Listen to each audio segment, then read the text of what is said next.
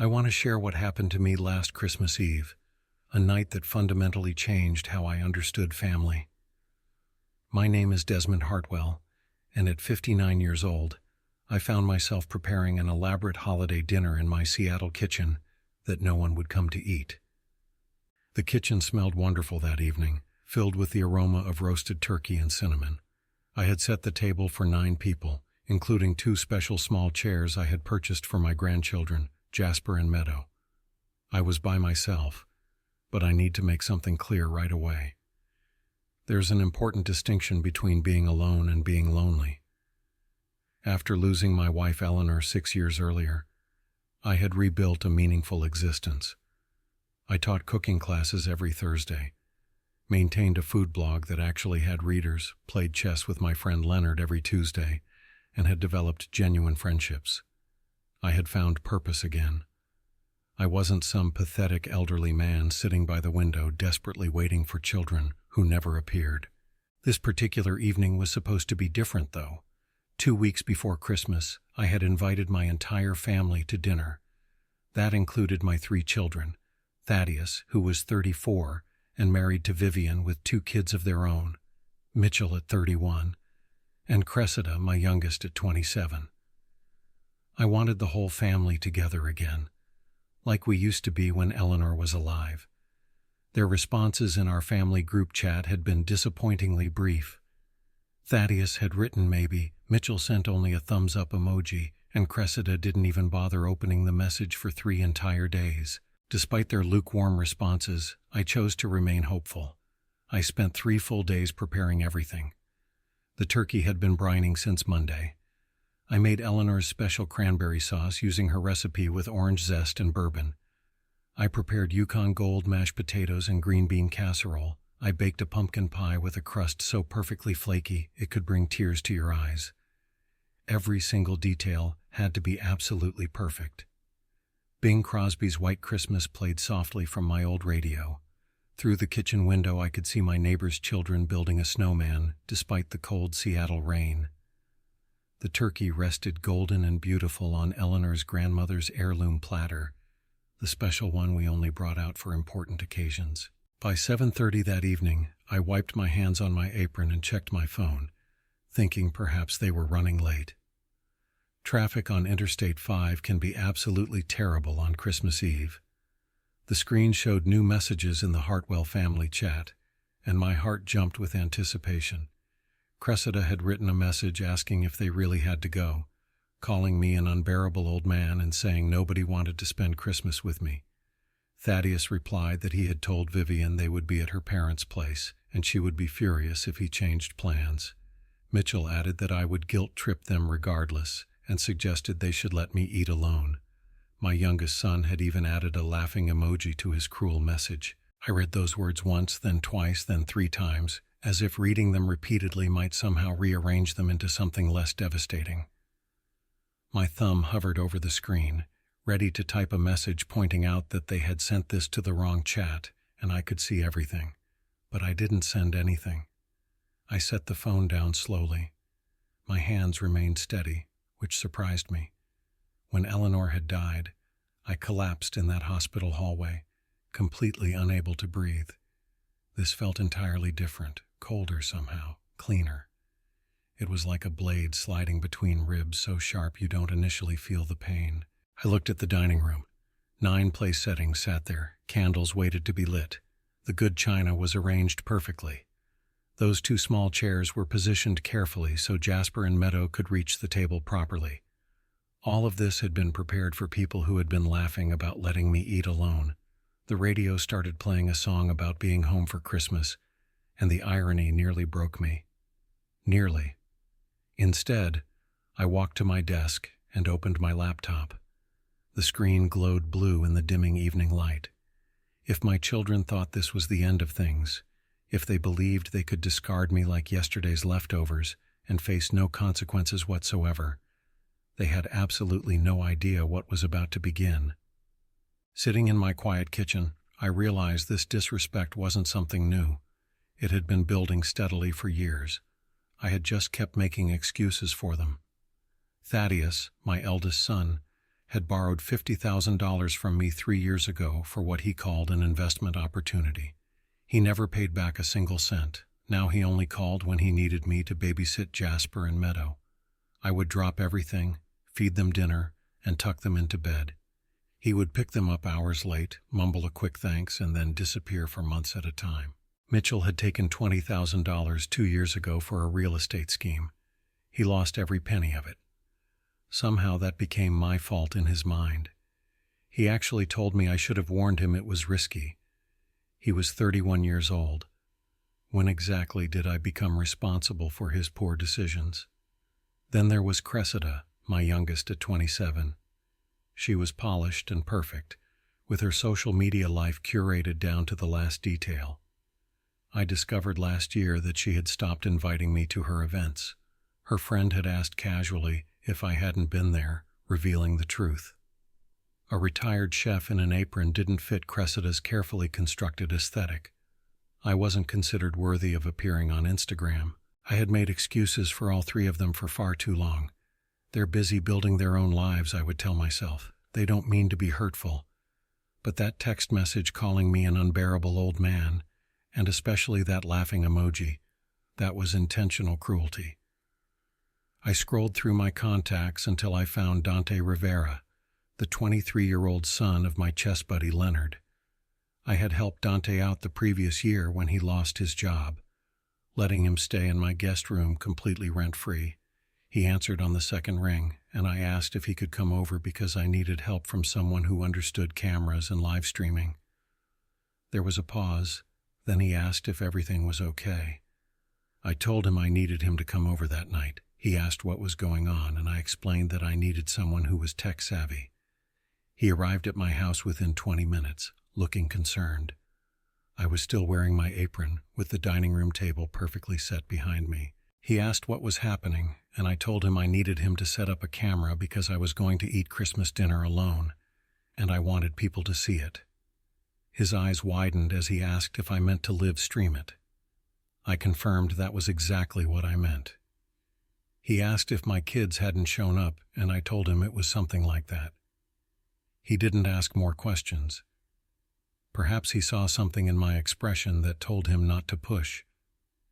Instead, he unpacked his phone and a small ring light from his car. He positioned everything carefully so the shot would frame me, the full table, the empty chairs, and those 2 small seats meant for Jasper and Meadow. He asked which platform I wanted to use, and I told him whichever one would reach the most people. He nodded and suggested social media. He asked what title I wanted, and I thought for a moment before telling him to call it Eating Christmas Dinner Alone, A Father's Story. Dante's jaw tightened as he typed it in. He counted down from 3, and then the red dot appeared indicating we were live. I sat at the head of the table, surrounded by 9 empty place settings. The turkey steamed, the candles flickered, and I began to speak with a steady voice. I introduced myself and explained that I had prepared this meal for my family, including my 3 children, my daughter-in-law, and my 2 grandchildren. I gestured to the empty chairs and noted that I was eating alone. I didn't rant or cry. I simply carved the turkey, served myself, and told the truth about the years of sacrifice, the money that was never repaid, the grandchildren I rarely got to see, and the message I had read that night. Dante watched silently, his expression hardening. In the corner of his screen, the viewer count began to climb rapidly. Within 30 minutes, 5,000 people were watching. By midnight, that number had reached 2 million. I hadn't planned to go viral. I had simply planned to eat dinner. The internet, however, had other plans entirely. Christmas morning arrived, and I woke to a sound I hadn't heard in years. My phone was buzzing nonstop like an angry swarm of bees. I reached for it, squinting at the screen. Notifications were pouring in faster than I could possibly read them. Messages, emails, comments by the thousands. The video from the previous night, the one Dante had streamed, had accumulated 5 million views. 5 million people had watched me eat dinner alone. I sat up fully awake now. My quiet Christmas dinner had transformed into something massive. The comments scrolled endlessly. Most were kind, with people expressing fury on my behalf. They said it broke their hearts, that my children should be ashamed, that they were calling their own mothers immediately. Others had tagged news outlets, and those outlets had responded. Headlines already filled my feed describing an elderly father eating Christmas alone after his children mocked him, and how a chef's lonely dinner had gone viral. I remembered what I had said during that live stream. Dante's camera had captured everything: the full table, the empty chairs, and my calm voice explaining the situation. I had said that my 3 children were supposed to be there that night but chose not to come, though I remained grateful for the meal, for my life, and for those who still valued family. They were simple, honest words. Apparently, they had struck a nerve with millions of people. But the internet didn't stop at sympathy. It became an investigation. Someone recognized my last name and found Thaddeus's LinkedIn profile. From there, they discovered Mitchell's real estate website and Cressida's social media accounts. Screenshots spread rapidly across the internet. People were identifying them as the ungrateful children, saying they couldn't imagine treating their father this way. Then I saw a screenshot of our family group chat, the one from Christmas Eve, with the message calling me an unbearable old man and saying nobody wanted to spend Christmas with me, including that laughing emoji. It was public now. Dante must have shared it, probably claiming it was accidental. But there it was regardless. It was proof that this wasn't fiction, but documented cruelty. My phone rang and it was Leonard. He asked if I had seen what was happening online. I told him I had seen it, and he insisted that I meet him and others at Fletcher's Coffee in an hour because I shouldn't be alone. At 10 o'clock, I walked into the coffee shop. Leonard was there along with Roderick and Francesca. They all stood when I entered. Francesca hugged me tightly and said everyone had seen the video. We sat down together, and Roderick slid a coffee toward me. He said I had done the right thing by showing people what was actually happening. I admitted that I hadn't planned any of this. I had just wanted someone to witness what was happening, to validate that I wasn't crazy for feeling hurt. Leonard pointed out that 5 million people had witnessed it, and they were all on my side. Francesca sighed and mentioned that my children's phones must be exploding because people were furious. I should have felt guilty about what was happening. I didn't. I felt something cold and quiet that felt like justice. Roderick said they deserved it because they had mocked me publicly, and now the public was responding. We talked for an hour. They told me about comments they had read and stories about others who had reconnected with their parents after watching my video. As we stood to leave, my phone rang again with an unknown number. I almost ignored it, but decided to answer. A man introduced himself as Atticus Pemberton, an attorney in Seattle. I immediately said I wasn't suing anyone. He replied evenly that this wasn't why he was calling. He had been following my story and needed to discuss my estate and protecting my assets. I asked what he meant by protecting them. He explained that he meant protecting them from people who might suddenly want to reconcile, specifically people named Thaddeus, Mitchell, and Cressida Hartwell. A cold understanding settled over me as I realized what he was suggesting. Christmas afternoon arrived, and at 1 o'clock Thaddeus called first. I let it ring 3 times before answering. His voice was tense as he demanded that I take down the video immediately. I explained calmly that it was a live stream and I couldn't undo what 5 million people had already seen. He made a strangled sound when he heard that number and asked if I realized what I had done. He said people were attacking him online, that Vivian's parents were furious, and that his boss had called him on Christmas morning saying the bank couldn't have employees tied to public scandals. I simply pointed out that I had eaten dinner alone on Christmas Eve.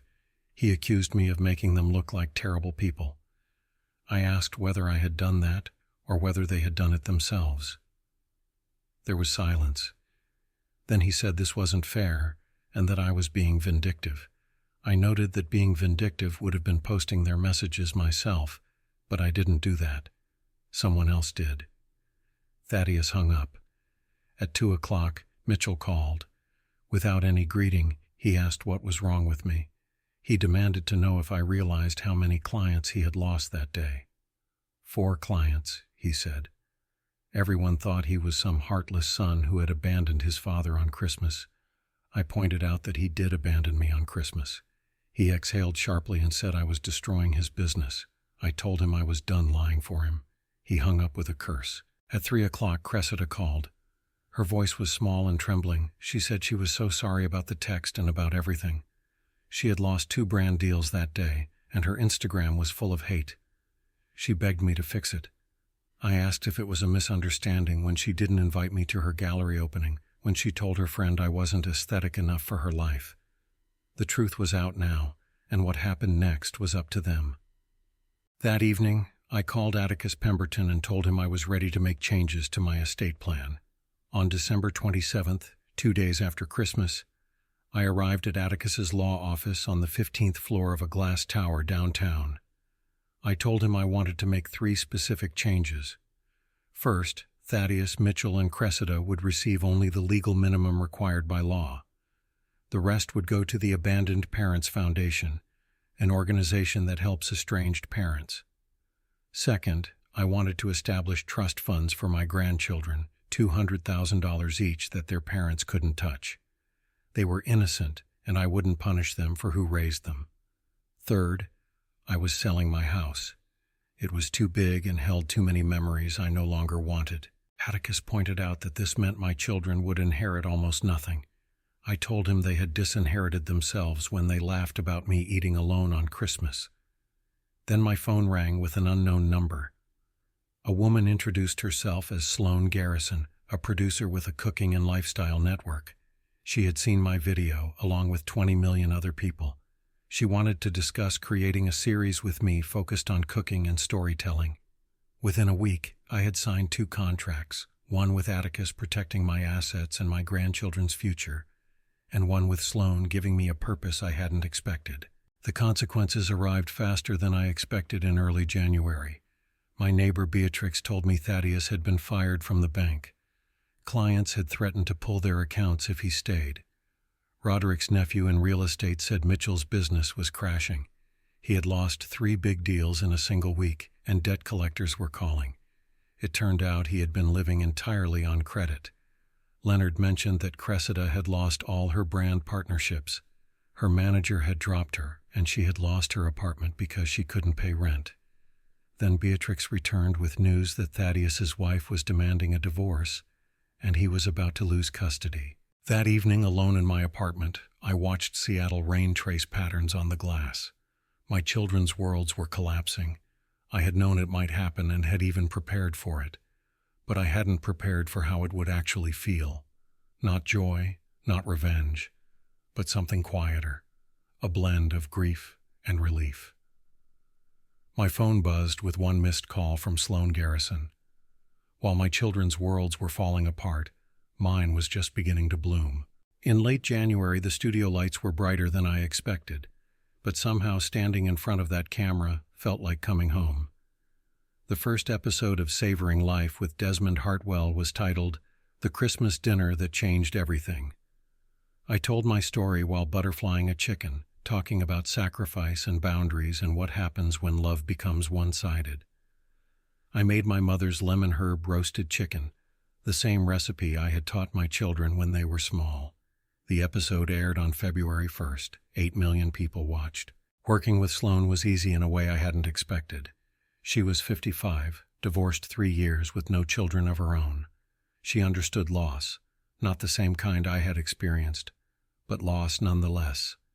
Her ex-husband had chosen his career over their marriage, and she had chosen herself afterward.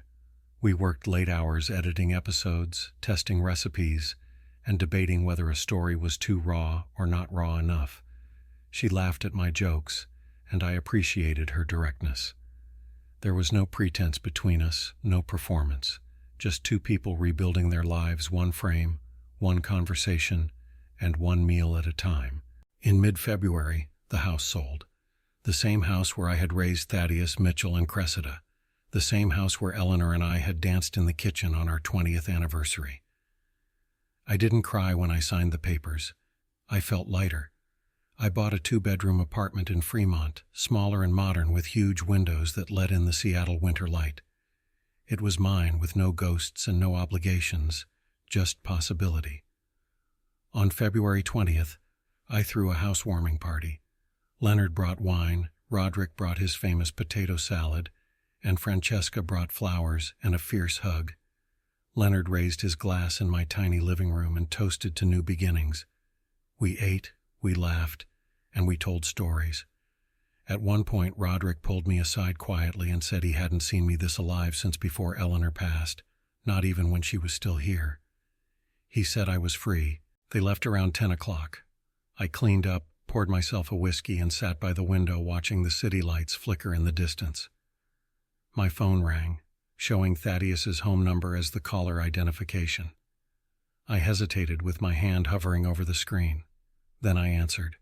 A small, young, uncertain voice said, "Grandpa." It was Jasper, and my throat tightened. He said it was him and that he missed me. He asked if he could come visit sometime, just him and Meadow. He said his dad had told him it was okay if I said yes. I closed my eyes and took a breath before telling him softly that of course he could, anytime he wanted. He said he loved me, and I told him I loved him too. 2 weeks later, 3 letters arrived at my doorstep. They were handwritten and unexpected, one from Thaddeus, one from Mitchell, and one from Cressida. In early March, the letters sat on my kitchen counter for 2 days before I opened them. Thaddeus's letter explained that he had lost his job and that Vivian had left him, taking half of everything. He was living in a small 2-bedroom apartment with Jasper and Meadow now. For the first time in years, he was actually being a father, making breakfast, reading bedtime stories, and helping with homework. He wrote that he could now see how he had treated me, like an ATM and an obligation. He said I deserved so much better. He was in therapy now, not to win me back, but because he needed to be better for his kids. He was sorry, not because he wanted something, but because I deserved to hear it years ago. I set the letter down, took a breath, and opened the second one. Mitchell's letter admitted he had been living a lie. The fancy cars, expensive dinners, and designer clothes were all purchased with debt. He had lost everything, and honestly, it was the best thing that ever happened to him. He had gotten a job as a line cook at a small restaurant. It was humbling but honest work. He acknowledged that I had taught him the value of that when he was young, but he had forgotten. He was sorry for taking my money and blaming me when he lost it. He promised to pay back every cent, even if it took him 20 years. The third envelope was lighter. Cressida's letter confessed that she had spent her whole life chasing validation from strangers on the internet. She had been ashamed of me because I wasn't worthy of Instagram. She had deleted all her social media accounts. She was working at a bookstore now and learning to value real things, real books, real conversations, real people. She wanted to learn to value herself too, and maybe if I would let her, learn to value me again. Not because I had gone viral, but because I was her dad. I folded the letters carefully and set them in a neat stack on the table. I felt relief that they finally understood. I felt sadness that it had taken this much pain. I felt acceptance that my new life was good with or without their growth, but I also felt something else, something fragile and unexpected. Hope. I didn't respond immediately. Some wounds need time and some lessons need space. But 3 months later, on a sunny afternoon in May, I picked up my phone and made a call. 6 months after that Christmas dinner, I stood at a different table, and this time I wasn't alone. In June, at the Seattle Community Center, 25 students sat around the kitchen watching me butterfly a chicken breast. Sloan stood beside me with the camera rolling for our show. This was my life now. After class, we sat in the quiet kitchen sipping coffee. Sloan asked softly if I had decided about the letters. I told her yes, that I had called Thaddeus the previous week and was meeting Jasper and Meadow the following Saturday, just the kids first. On June 15th, at a park near Green Lake, Jasper and Meadow spotted me from across the grass and sprinted toward me. They crashed into me with their arms tight around me. Jasper said proudly that his dad was different now, making pancakes every Sunday, reading to them, and even coming to his soccer game. Meadow asked if I was still mad at her daddy. I knelt down to meet her eyes and told her no. I wasn't mad, but things were different now, and that was okay. I explained that they were different in a good way, that we were learning how to love each other better. I agreed to see my children again, but on my terms. Neutral places, once a month maybe. I told Thaddeus that night that he was welcome in my life, but he was no longer the center of it. I had friends, Sloan, my work, and myself. He was part of my life, not all of it. He said he understood and that it was fair. People ask if I forgive my children. Yes, I do. But forgiveness doesn't erase the past. It doesn't make things the same as they were. They broke something precious, and even when repaired, you still see the cracks. The cracks remind you to be gentle, to value what's fragile, and to never take love for granted again. That evening in my apartment, Sloan arrived with wine and ingredients for pasta carbonara. We moved together like dancers in rhythm. My phone buzzed with a video from Jasper saying he loved me. I smiled, sent a heart emoji, and set the phone down. I turned back to Sloan, to the meal, to the warmth of her hand brushing mine, to my real life finally. Some stories end with everyone together. Mine ended with me whole, and that was enough. Looking back, I spent years hoping my children would see my worth when I should have seen it myself. Don't wait for a breaking point to set boundaries. Your value isn't measured by how much your children need you. Boundaries aren't walls, but bridges to healthier relationships.